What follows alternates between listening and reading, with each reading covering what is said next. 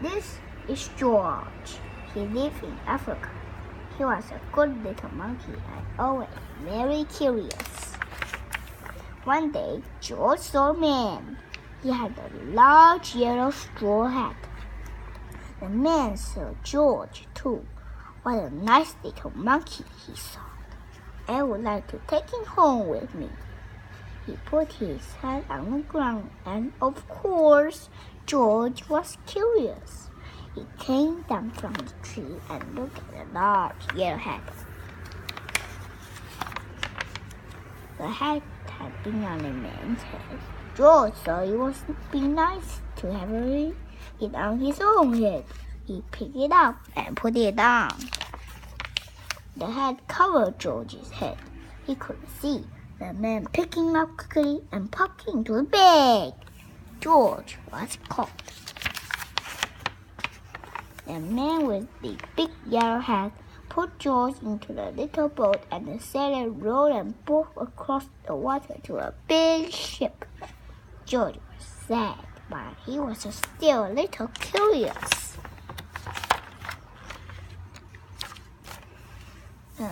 On the big ship seems to happen. The man took off the bag. George sat on the little stool, and the man said, "George, I'm going to take you to a big zoo in a big city. You will like it there. Now run around and play, but don't get into trouble." George promised to be good, but it is easy for little monkeys to forget. On the deck, he found some seagulls.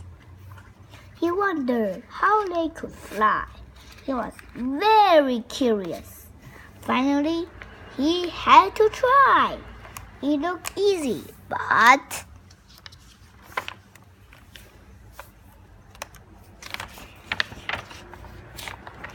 oh, what happened? First this, and then this. Where is George? The sailors looked, and at last they saw him struggling in the water, almost all tired out. "Man, overboard!" the sailors cried as they threw him a life belt. George caught it and held on. At last, he was safe on board. After that, George was more careful to be a good monkey, until at last the long trip was over. George said goodbye to the kind sailors, and he and the man with the yellow hat walked over the ship onto the shore and out into the city to the man's house. After a good meal and a good pipe, George felt very tired.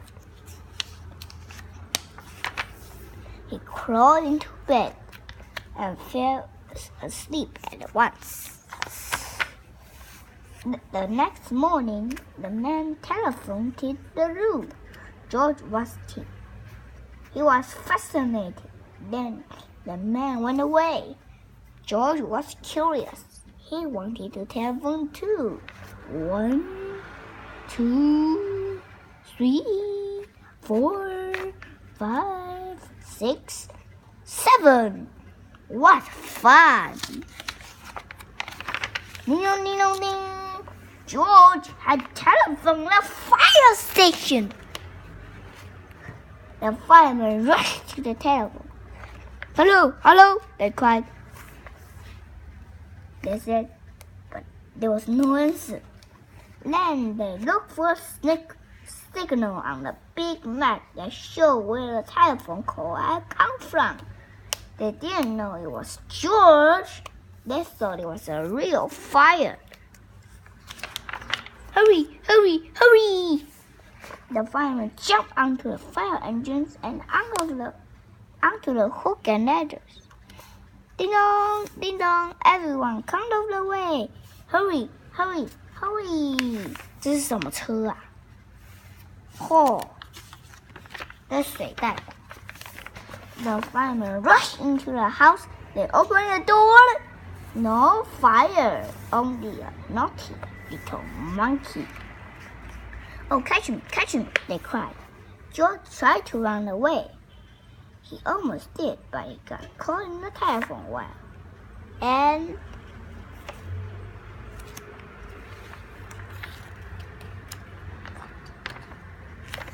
a thin fireman caught one arm, and a fat fireman caught the other. You fool the fire department, they said.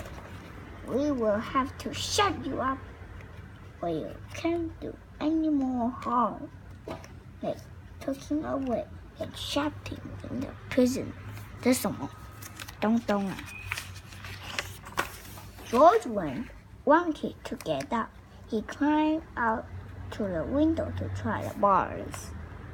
Just then the watchman came in. He got on the wooden bed to catch George. But he was too big and heavy. Dun, dun, dun, dun, dun, dun, dun. The bed ticked up. The watchman fell over, and quick as lightning, George ran out to the open door. He hurried through the building and out onto the roof, and then he was lucky to be a monkey. Out he walked on the telephone wires. Quickly crouched over the guard's head. George walked away. He was free. Down in the street, outside the prison wall, stood a blue man. A little girl bought a balloon for her brother. George watched. He was curious again. He felt he must have a bright red balloon. He reached over and tried to help himself, but instead of one balloon, the whole bunch broke loose.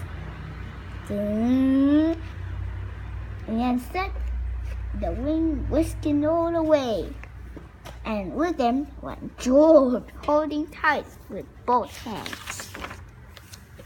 Up, out, he sailed higher and higher. The house looked like toy houses. The people like dolls.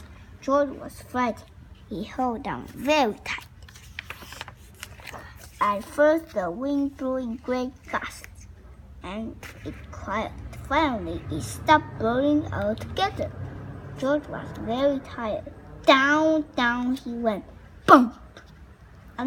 Onto the top of the traffic light. Everyone was surprised. The traffic got all mixed up. George didn't know what to do. And then he heard some call, George! He looked down and saw his friend, the man with a big yellow hat.